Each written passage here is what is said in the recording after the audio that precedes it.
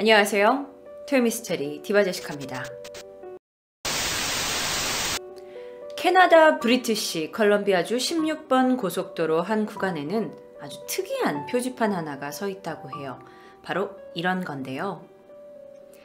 일명 Highway of Tears, 눈물의 고속도로로 불리고 있는 곳.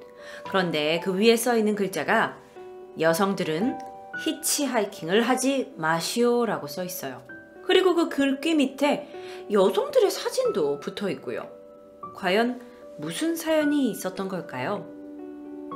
오늘 여러분께 소개해드릴 이 사건은 일명 캐나다판 화성 연쇄 살인 사건으로 설명드릴 수 있을 것 같아요. 자, 위치를 지도에서 조금 확인을 하실게요. 캐나다가 아무래도 우리보다 조금 먼 곳이니까요.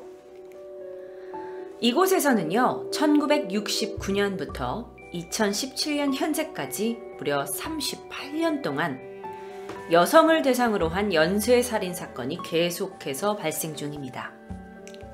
사건이 발생하는 이곳을 옐로우헤드 고속도로라고 부른대요. 그래서 이 지명의 이름을 붙여 옐로우헤드 살인사건으로도 불리지만 눈물의 고속도로로도 널리 알려져 있다고 하네요. 첫 사건은 1969년 벌어졌습니다. 이 고속도로 인근에 살고 있던 26살의 여성 글로리아가요, 언니가 아프다는 소식을 듣게 됐어요. 그래서 밤중에 무작정 고속도로로 나가게 되죠.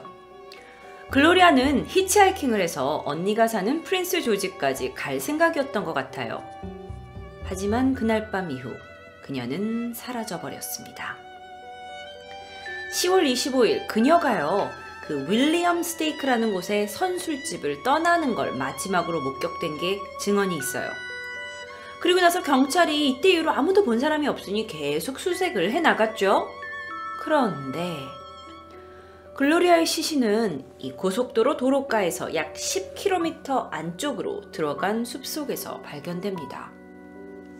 시신의 상태로 보아서 글로리아는 타살로 보였어요. 그런데 고속도로 이 자체가 밤이 되면 굉장히 인적이 드물어지거든요. 그래서 글로리아나 또는 그녀를 태웠을 것으로 짐작되는 차량, 목격한 사람, 그 어떤 누구도 나타나지 않아서 수사에 난항을 겪었죠. 하지만 이 사건이 일어나고 1년 후 1970년 미셸린 페어라는 18살 소녀가 허드슨 호프 지역에서 실종된 이후에 다시 시신으로 발견됩니다. 사실 이때까지만 해도 경찰은 이게 연쇄살인 사건이라고 생각하지 못했어요. 그런데 1973년 9월을 시작으로 1974년까지 비교적 짧은 시간 안에 무려 4명의 여성들이 잇따라 살해되는 사태가 벌어집니다. 클리어워터라는 지역에서 19살의 게일 웨이즈가 살해되었고요. 그리고 다음 달에 캠룸스 지역에서 19살 소녀 파멜라 달링턴이 살해되었습니다. 지금 여러분은 피해자들의 사진을 보고 계십니다. 이듬해 1974년에는 모니카라는 아이가 살해되었고요. 그리고 콜린이라는 아이가 잇따라 살해당합니다. 이제 이 옐로우헤드 고속도로 인근에 사는 주민들은요, 완전 불안에 떨게 됐어요. 지금까지 무려 6명의 피해자가 나왔고 모두 젊은 여성들이었으니까요.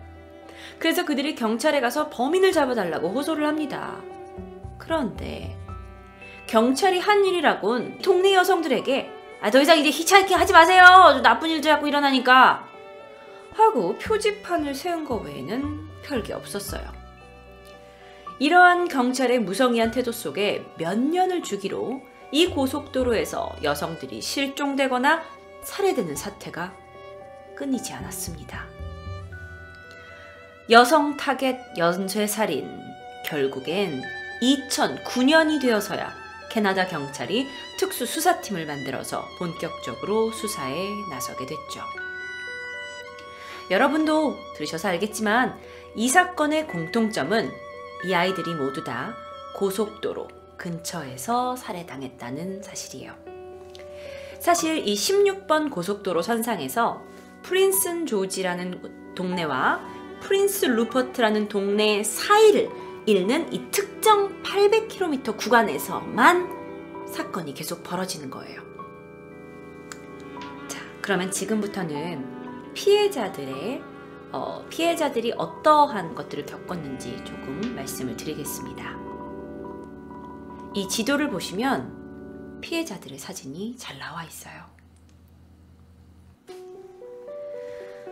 먼저 가장 처음 살해됐던 글로리아는 26살 1969년에 사건이 터졌고 사망을 확인합니다.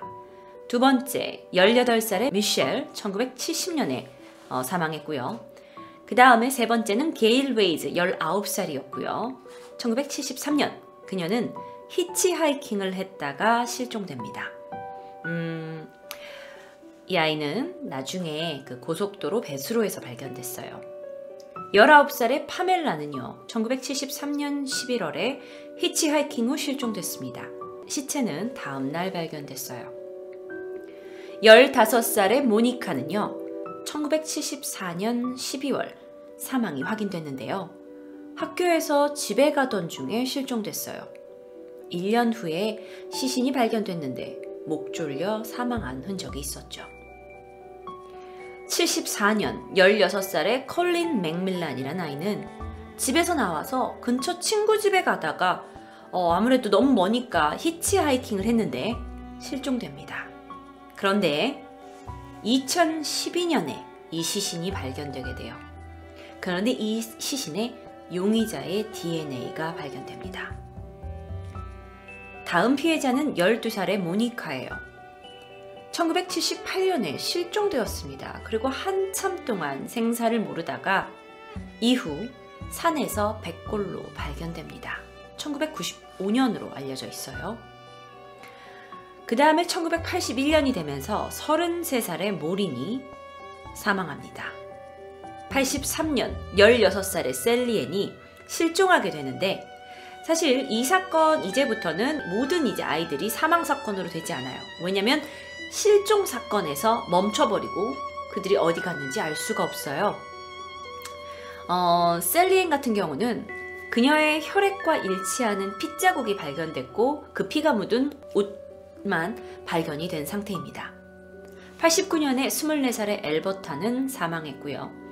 89년 16살의 델피는 또다시 히치하이킹 이후 실종됩니다. 94년 16살의 라모나도 히치하이킹 이후에 실종되었는데 이 아이의 시신은 1년 후에 이 동네의 공항 근처에서 발견됐죠. 15살의 록산나는 사실 매춘부로 일하고 있었어요. 그래서 그녀가 어느 날 고객과 외출을 하겠다고 하고 실종되었습니다. 그런데 그녀의 시신은 한 달 후에 고속도로 덤불 속에서 발견됐어요. 15살의 엘리시아는 고속도로 근처에서 죽은 채로 발견됩니다. 여러분, 제가 지금 계속 나열해서 말씀드리고 있는데요. 끝이 아니에요. 이렇게 많은 여성들이 죽었습니다. 1995년 라나 데릭 19세 실종됩니다. 2002년 25세의 니콜 히치하이킹 후 실종됩니다. 2005년 22살 타마라 실종됩니다. 2006년 14살의 아일라도 사망합니다. 그 이후에 2010년, 2011년까지 계속돼서 사건은 멈추지 않았어요. 피해 여성들의 사진입니다. 이 피해자 중 한 명의 소녀를 제외하고는 모두가 인근 지역에 살던 가난한 원주민 여성이거나 소녀들이었습니다.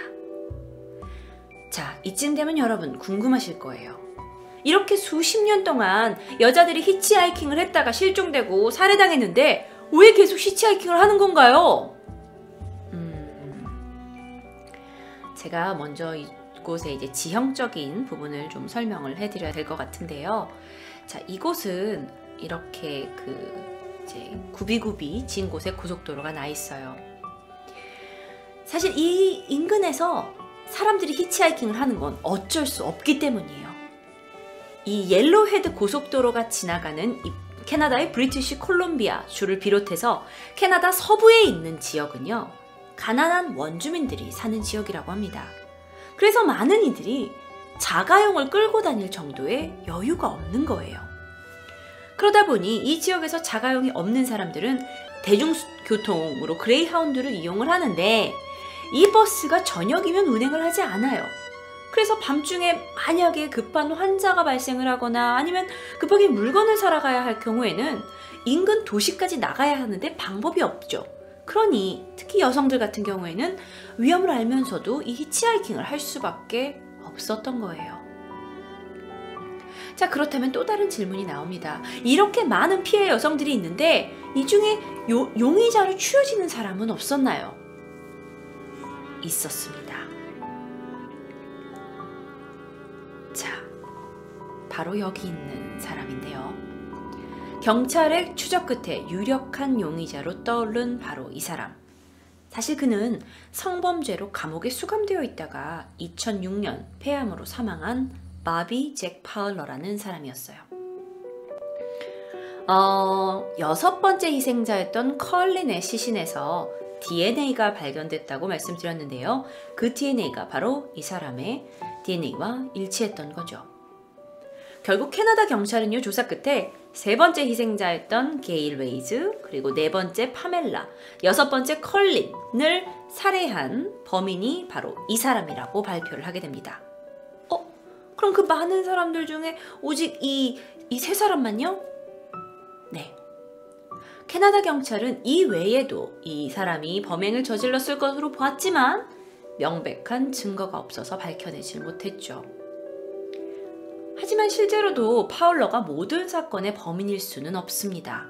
왜냐하면 파울러는 1995년에 다른 성범죄로 체포가 됐어요. 그래서 투옥이 됐어요. 그렇다면 무슨 뜻이냐면 1995년에 5년 이후에 한동안 그가 감옥에 가 있는 동안 벌어졌던 사건은 그가 범인이 아니라는 거죠.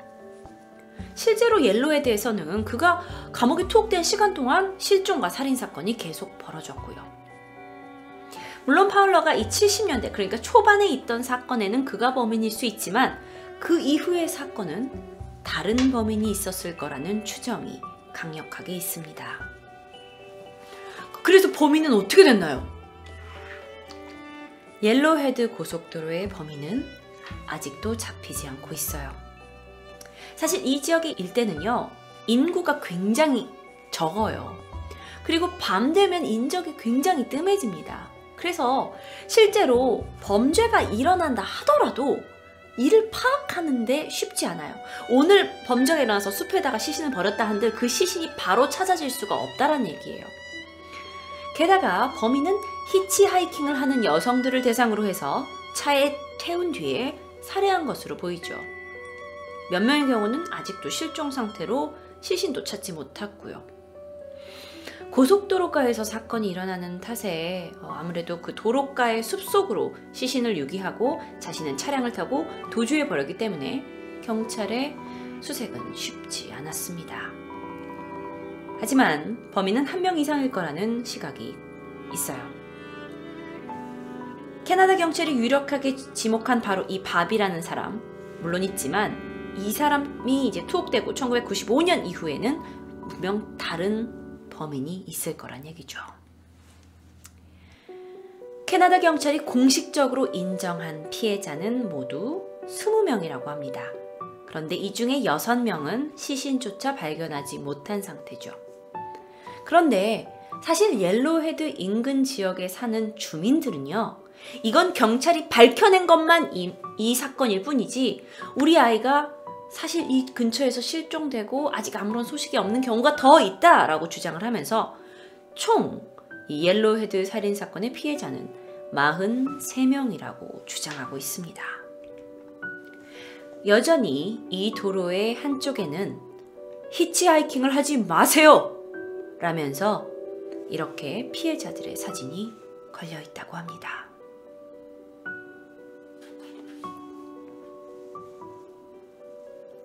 다음 토요 미스테리는 다음 영상에서 확인하실게요.